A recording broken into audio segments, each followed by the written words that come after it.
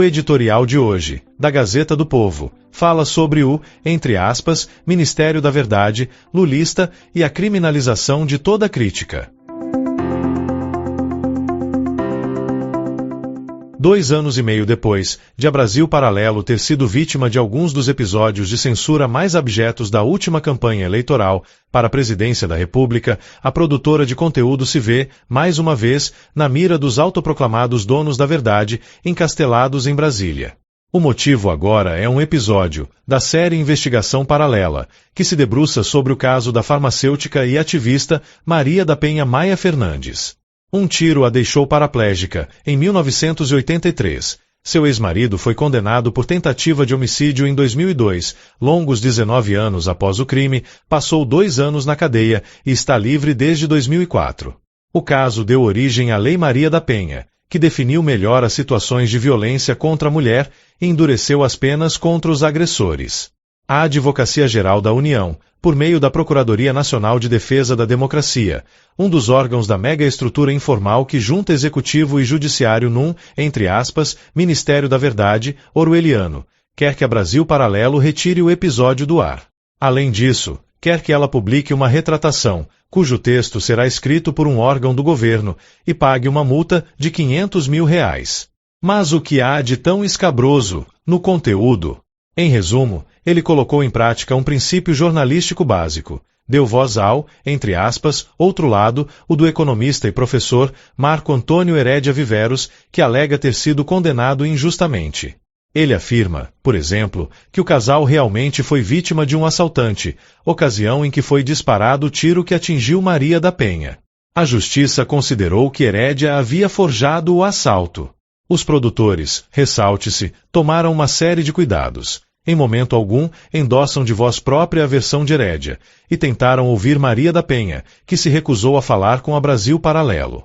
Mesmo assim, o documentário mostrou a versão da ativista e as razões alegadas pela justiça para a condenação de Herédia, oferecendo assim o quadro completo.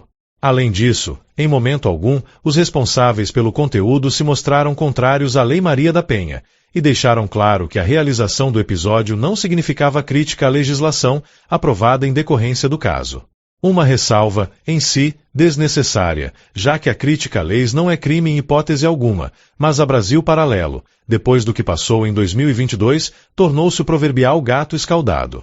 Os disclaimers não foram suficientes para a AGU, que afirmou haver prejuízo às políticas públicas de combate à violência contra a mulher, pelo simples fato de a Brasil Paralelo ter levantado dúvidas sobre as circunstâncias específicas de uma condenação. O clássico non sequitur, a falácia em que a conclusão não decorre logicamente das premissas. E a esse respeito, é preciso voltar ao óbvio. Ainda que o documentário, de fato, estivesse fazendo uma crítica à maneira como o poder público lida com a chaga social da violência doméstica contra a mulher, a crítica a políticas públicas também não é crime, por mais que certos jornalistas de alma autoritária pensem assim. Só países ditatoriais chegam a esse nível de repressão, criminalizando quem discorde publicamente de uma lei ou de uma política pública. Esta, no entanto, está longe de ser a única aberração na ação. Os absurdos começam na própria participação da AGU, que existe para defender os interesses da União, mas está interferindo para banir um conteúdo que não tem relação alguma com o governo federal.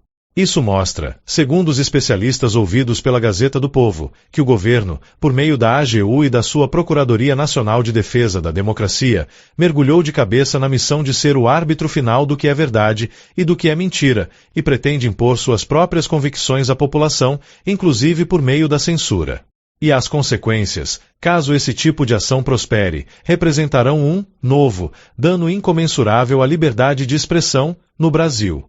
Se a Brasil Paralelo sofrer um novo episódio de censura, isso significará que qualquer produção jornalística que tente apontar falhas em uma decisão judicial poderá ter o mesmo destino, caso os donos da verdade considerem haver prejuízo a qualquer iniciativa de interesse público, ou, melhor dizendo, interesse do governo. Não estaria longe o dia em que, por exemplo, apontar os evidentes abusos do STF no inquérito das fake news, entre aspas, ou nos processos do 8 de janeiro, passaria a ser proibido por, abre aspas, desqualificar a defesa da democracia, fecha aspas.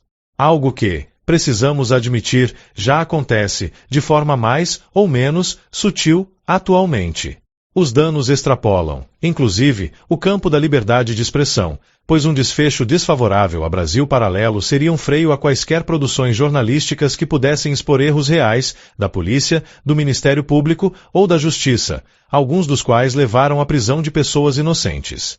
Ressalte-se, por fim, que a AGU ainda invocou uma recente decisão do Supremo Tribunal Federal sobre a veiculação de declarações de entrevistados, responsabilizando o veículo de comunicação em determinadas circunstâncias. Seu uso neste caso aponta para um cenário bizarro, em que qualquer pessoa condenada judicialmente estaria proibida de se defender nos meios de comunicação, pelo simples fato de suas alegações serem consideradas falsas, por terem sido desconsideradas pela Justiça, um outro non sequitur, evidentemente.